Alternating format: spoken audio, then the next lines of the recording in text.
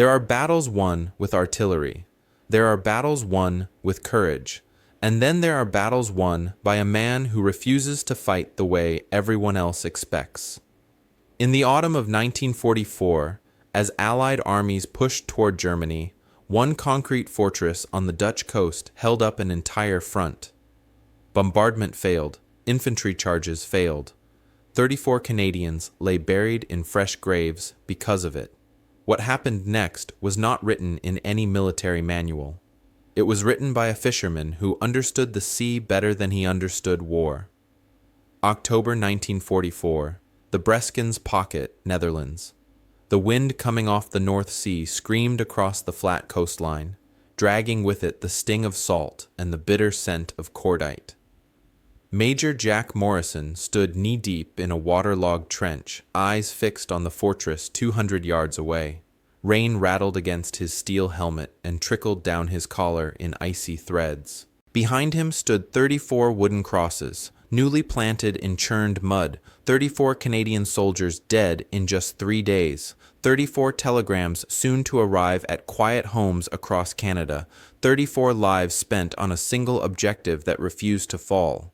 The fortress rose directly from the seawall like a broken gray fang, 12-foot thick reinforced concrete wrapped around it on every side. Built in 1942 as part of Hitler's Atlantic Wall, it had been engineered to survive everything short of the apocalypse. Narrow firing slits cut through the concrete allowed German machine guns to rake every approach. Inside, Major Klaus Richter commanded 180 Wehrmacht troops. They had food for 6 weeks, ammunition stacked to the ceilings, 3 artillery guns capable of striking targets far out in the estuary. 3 days earlier, Richter had answered a Canadian demand for surrender. A Canadian lieutenant had approached under a white flag, offering terms: surrender now, be treated honorably as prisoners, resist and be destroyed. The reply came back within the hour, typed neatly in flawless English. I am a German officer. I do not negotiate with invaders who call themselves liberators. My men will fight to the last bullet. You may waste your soldiers attempting this fortress. We will remain long after you leave. And that one fortress was paralyzing the Allied advance. 30 miles away lay the port of Antwerp, the second largest port in Europe. Through Antwerp, the Allies could unload 4,000 tons of supplies every day. Fuel, ammunition, food, medical stores, everything needed to drive into Germany and end the war. But as long as Richter controlled the Scheldt estuary, no ship could reach it. His artillery dominated the waterway. Any vessel attempting passage would be torn apart. The Germans understood that. Richter understood it. And confidence is a powerful weapon. The Allies had already tried brute force. British naval guns had already pounded the fortress repeatedly. Massive explosions sent columns of smoke and flame into the sky. When the smoke cleared, the concrete remained unbroken. The walls were simply too thick. American commanders proposed heavy bombers dropping 1,000-pound bombs. But Dutch civilians still lived in houses barely 30 yards away. Civilian deaths were unacceptable. The order was refused. So the Canadians went in on foot. The first assault came at dawn. 80 men sprinted across open ground. German machine guns opened fire at 150 yards. 23 Canadians were dead within 90 seconds. 19 more wounded. The survivors crawled back, dragging their friends through mud and blood. That afternoon, 60 more advanced under smoke. The Germans waited until they were 50 feet away, then fired blindly into the haze, aiming by the sound of boots in mud. 24 more fell. A third attempt, the following morning, with heavier artillery support, ended the same way. More crosses, more letters home, more failure. That rainy morning, a British admiral visited the Canadian lines. His uniform was spotless. His boots had never met the mud. "We continue the naval bombardment," he declared confidently. "Bigger guns are coming. We pound them until the concrete cracks." An American general agreed. Acceptable casualties, another infantry wave with stronger preparation. Eventually, they'll break. The Canadian officers felt something close to nausea. 500 shells had done nothing. More men charging into machine gun fire would only fill more graves. And winter storms were coming. In 48 hours, heavy seas would make naval operations impossible. If the fortress held, everything would stall until spring. Every lost day meant 4,000 tons of supplies sitting idle instead of feeding the front. Major Jack Morrison said very little. He was 29, with wind-scarred skin and hands roughened by years at sea. Before the war, he had fished the brutal waters off Newfoundland. He knew boats, nets, storms, ice. He could smell a weather shift in the wind. When ice blocked winter harbors, villages called Morrison, he drilled carefully measured holes and placed dynamite charges with precision. One explosion would shatter the jam and let the sea carry the ice away. The army had made him a combat engineer because he understood explosives and because he did not panic. While generals argued about artillery, Morrison studied something else entirely: tide charts. The Scheldt estuary had powerful tidal swings. At high tide, the water rose dramatically. At low tide, vast mudflats emerged. The sea did not simply rise and fall. It transformed the landscape twice a day. He examined captured German blueprints. The fortress sat directly on top of the seawall, its foundation resting at mean sea level. Drainage pumps were designed for rain and ordinary tidal seepage. But what if the tide was anything but ordinary? Morrison looked out at the North Sea, gray and restless under the rain. Fish, he thought, do not fight the ocean. They move with it. For 15 years he had lived by that rule. You do not defeat the sea by opposing it. You harness it.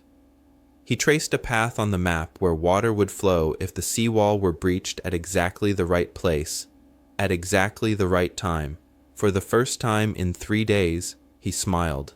Fish don't fight the current, he muttered. They use it. That afternoon, he gathered 6 engineers in a supply tent. Maps and tide tables were spread across ammunition crates. He pointed to a damaged section of seawall 200 yards west of the fortress. British shelling cracked this section weeks ago. I've seen it through binoculars. That's our weakness. He traced a line from the cracked wall to the fortress. If we breach the wall at low tide, the sea pours through. 6 hours later, when high tide peaks, millions of gallons flood the fortress basement. Ammunition ruined, supplies destroyed, 6 feet of seawater inside. Their pumps won't keep up. You want to drown them? One lieutenant asked quietly. No, Morrison replied. I want to make the fortress impossible to hold. They'll choose surrender. He had already done the calculations. 400 pounds of explosives, shaped and placed deep within existing cracks. Detonate at the exact lowest tide, when outward water pressure was weakest. The sea would finish the job. That night, Morrison and 6 strong swimmers slipped into the freezing North Sea under cloud cover. No moon, no light. The water cut like knives. The tide was falling. They had hours. They climbed the barnacle-covered wall. Concrete fractures were deeper than expected. Shell damage had splintered the structure internally. Perfect. Measurements were taken.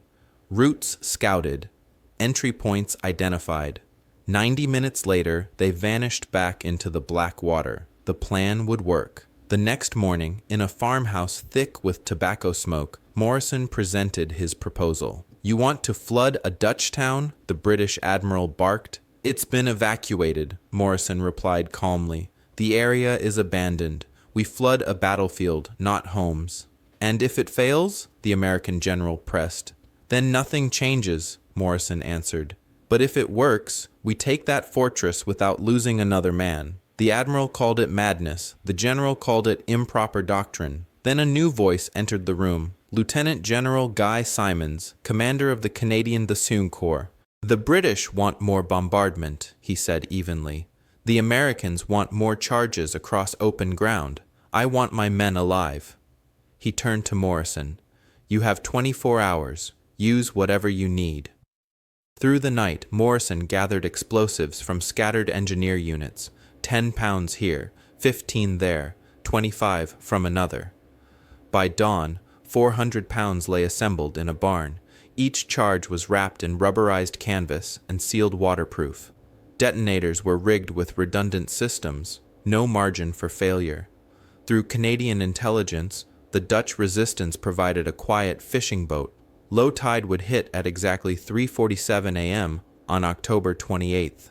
They would have 20 minutes to reach the wall, 20 minutes to place 400 pounds of explosives, 20 minutes to wire, set, and escape before the tide turned. As the sun sank into the gray horizon, Morrison stood at the helm of the small fishing boat.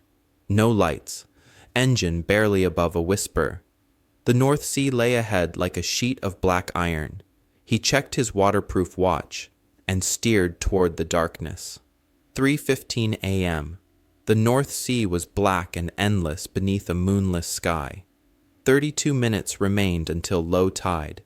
32 minutes until a fisherman's idea would either change the war or vanish into the dark. The shattered section of seawall loomed ahead like a wound in the night.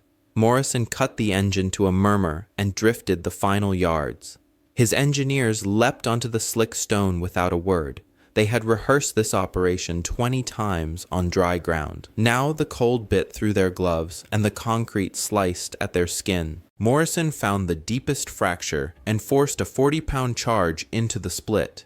The jagged edges tore open his knuckles. He didn't flinch. Davies secured another charge beside him. Mackenzie wedged explosives into a crack that ran down toward the wall's foundation. 18 minutes. The waterproof timer ticked softly in Morrison's palm. He set it for exactly 3:47 a.m., not a second early, not a second late. Timing was everything. Too soon, and the sea's outward pressure would resist the blast. Too late, and the rising tide would push against the breach. His fingers moved with the calm precision of a man who had tied nets in Atlantic storms. Every wire secured, every fuse sealed. 11 minutes. They slipped back into the fishing boat and retreated behind a rocky outcrop 800 yards away. The wind stiffened. Spray stung their faces. 5 minutes. 3, 1. Morrison whispered a prayer. At 3:47 a.m., 400 pounds of explosives detonated inside the seawall. The explosion was not a crack. It was a deep, rolling roar that seemed to rise from the earth itself. Concrete burst upward in a violent plume of spray and stone. When the mist cleared, a 30-foot gap gaped where solid wall had stood moments before. For a heartbeat, nothing moved. Then the North Sea surged forward. Water thundered through the breach with unstoppable force, roaring inland like a collapsing dam. The sound swallowed the night. Morrison watched the torrent race across the flat ground toward the fortress 200 yards away. High tide would arrive at 9:47 a.m. The sea had 6 hours to finish what explosives had begun. By dawn, a thin sheet of water shimmered across the mud. By 8, it pooled around the base of the fortress. By 9, it was rising quickly. Inside, Major Klaus Richter sensed disaster. Water seeped up through basement drains. Pumps roared to life, designed for rain and normal seepage. They were designed for rainwater and ordinary seepage. Against the full force of the sea, they stood no chance. The pumps choked and died. Sandbags were thrown across doorways. It made no difference. Water forced its way through cracks and seams. Pressure does not negotiate. At 9:30 a.m., seawater reached the ammunition store. Within minutes, shells floated and sank. Wooden crates split open. Salt water soaked powder and fuses. Every cartridge was ruined. The fortress had lost its teeth. Richter attempted to radio for help, but the communications room was already flooding. Later accounts suggest that frantic transmissions were sent as the water rose, though no official record of the final message survives. At 9:47 a.m., high tide struck.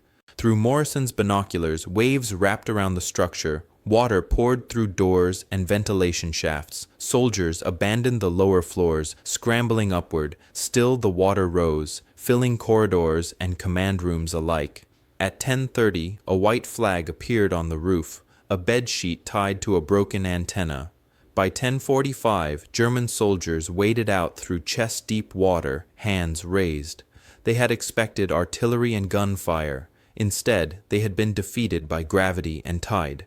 180 men surrendered. Major Richter emerged last, uniform soaked, cap still in place. He glanced back at the flooded fortress. "You fought us with the sea," he said quietly in English. "I have never seen such warfare." "War changes," the Canadian officer replied. "We adapt." The operation was completed without further Canadian casualties. Military estimates later suggested that a direct assault would have cost 200 to 300 casualties. Instead, the price was 400 pounds of explosives and imagination. In the weeks that followed, as the Scheldt was finally cleared, Allied ships began entering Antwerp. 4,000 tons of supplies per day flowed inland. The war would continue for months, but something fundamental had shifted. Victory had come not from overwhelming firepower, but from understanding. The tactics spread rapidly. Engineers requested Morrison's calculations, explosive ratios, tidal timing, pressure estimates. He wrote detailed reports, sketched diagrams, and explained how to waterproof charges and synchronize detonations with the moon itself. Engineers studied the operation carefully, looking for ways to apply similar thinking elsewhere. Bunkers surrendered without costly assaults. The principle was simple: use terrain, use physics, use nature. Morrison was later promoted and given command of larger engineer formations during the final months of the war. He would command engineer brigades through the final months of the war, building bridges under fire and clearing paths through minefields. Other officers called him the fisherman. The name stuck. After the war, Morrison returned to Newfoundland. The docks smelled the same, the sea looked the same, but he felt different. He fished briefly, then became harbor master. Later, he built a small fleet of his own. He rarely spoke of the war. What happened on that Dutch coast belonged to those who had stood there. He died in 1989, quietly, working near the water he had known all his life. A bridge now bears his name. Most who cross it never know why. Major Richter survived as well. After years in a Canadian POW camp, he returned to a shattered Germany. He became a schoolteacher. In later years, he wrote about the flooding of his fortress, describing the fear of drowning and the strange relief that came with surrender.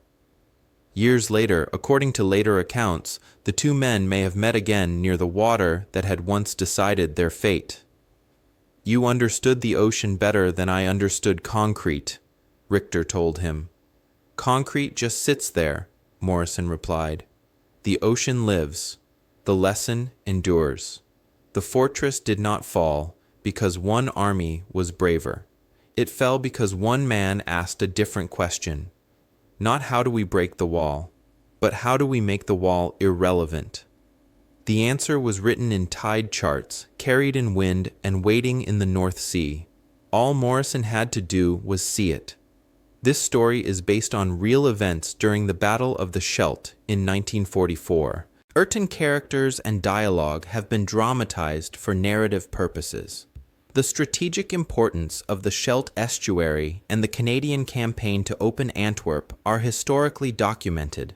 The events depicted here represent a cinematic reconstruction inspired by those operations.